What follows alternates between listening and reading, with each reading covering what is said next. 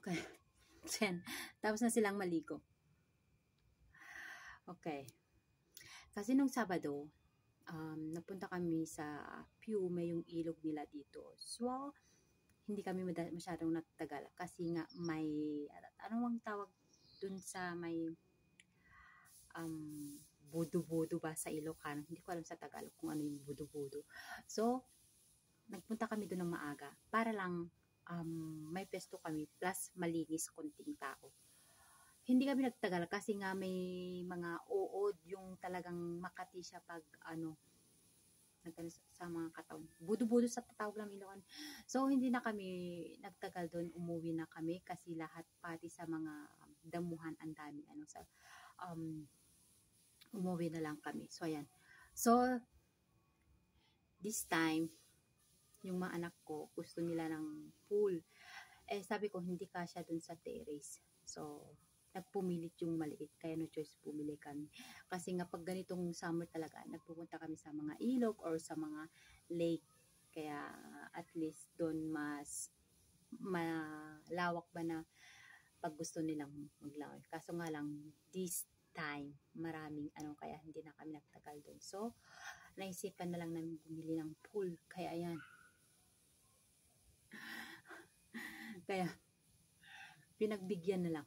At least dito sa bahay na anuhan mo lang. Plus, safe pa sila. So, kailangan mo lang talagang bantayan sila. So, dito naman sa kusina, malapit lang. Kaya, walang problema. So, hinahayaan ko na lang. Maglalagay na lang ako ng laruan nila. Ayan, may laruan doon. Naglagay na lang ako ng laruan habang kami naman yung asawa ko na tawag ba dito yung beer ba, nagre-relax, kumakain, aperitivo ba, aperitivo. So, ayan. Kontento sila. So, at least kahit hindi na kami pumunta sa ilog, kasi sa ilog talaga kailangang tutok kasi sa kanilang magbantay. Hindi ka pwedeng hindi ako gumagamit ng cellphone. Gagamit na ako pag magpipicture lang ako. Then, hindi na ako kumukuha ng video or gagawa ng content para lang mag-content na i-content ko sila. So, hindi talaga hindi talaga tutok akong nakatingin sa kanila dahil hindi mo alam, lalo pat ilog pa yun. So, hindi rin ako marunong lumangoy. Kaya, tutok lang ako sa kanila. Bawal mag-cellphone talaga pag talagang yung bata ang naliligo sa ilog na. So, hinahayaan ko lang. Plus, then, palitan kami ng asawa na magbabantay sa kanila. Pag pagod na akong nakatingin sa kanila, yung asawa ko naman ang babantay, titingin sa kanila, tututot sa kanila. So, ako naman matutulog na lang ako.